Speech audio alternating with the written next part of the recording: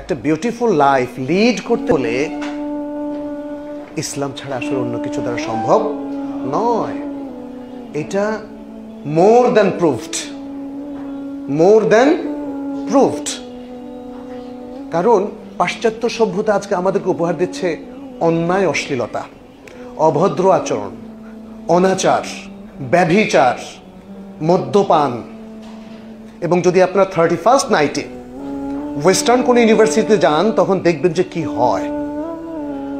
আমার ওই 31st নাইটে কোথাও যাওয়ার সুযোগ হয়নি, কিন্তু আমি কিছু ইউনিভার্সিটিতে গিয়েছি ভিজিট করার জন্য, তাদের কাছে শুনেছি কি হয় সেখানে। এটা তো কোনো সভ্যতা সাপোর্ট করতে পারে না।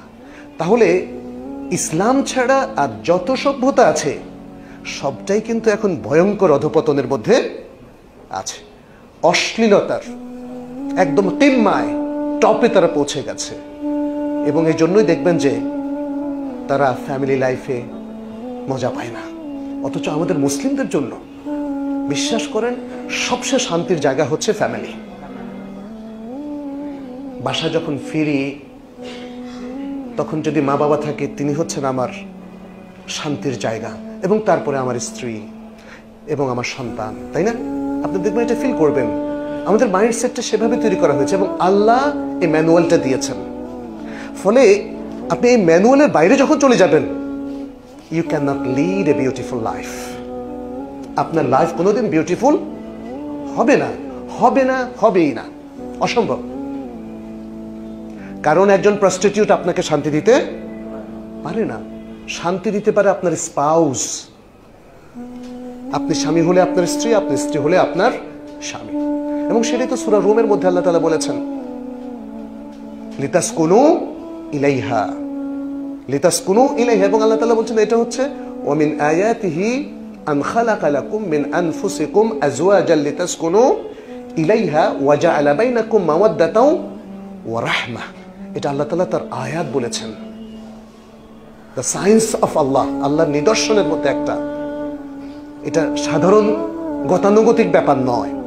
সুতরাং স্বামী স্ত্রীর এই যে এই যে বন্ধন, এটা শুধু সামাজিক বন্ধন নয়, এটা শুধুমাত্র ধর্মীয় বন্ধন নয়, এটা হচ্ছে the system of Allah which should not be and can not be violated.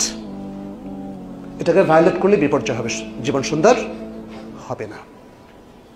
আপনার সন্তান বৈবাহিক সম্পর্কের মধ্য দিয়ে আসবে, তখন সন্তানের প্রতি যে দায়িত্ববোধ তৈরি হবে সেটা অবৈধ প্রণয়নের মাধ্যমে হয় না।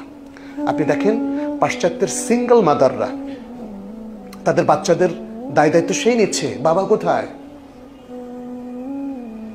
কোথায়, বাবারই তো খবর নেই।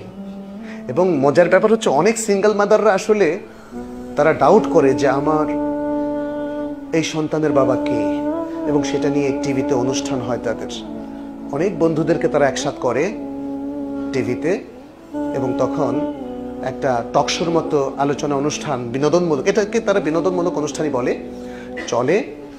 ইন দ্য মিন টাইম সন্তান এবং এই প্রত্যেক পুরুষের ডিএনএ টেস্ট হয়, এবং তার মাধ্যমে তারা প্রমাণ করে যে আসল ফাদার, বায়োলজিক্যাল ফাদার কে।